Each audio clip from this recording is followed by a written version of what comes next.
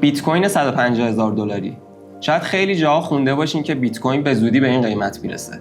اجازه بدید در موردش توضیح بدیم. همه میدونن که فقط 21 میلیون واحد بیت کوین وجود داره. اما چیزی که اهمیت داره اینه که چند تاش واقعا قابل فروشه. الان فقط 2.5 میلیون بیت کوین توی صرافی‌ها وجود داره. در حالی که وقتی قیمت بیت کوین $74,000 بود، کمتر از 2.7 میلیون بیت کوین موجود بود.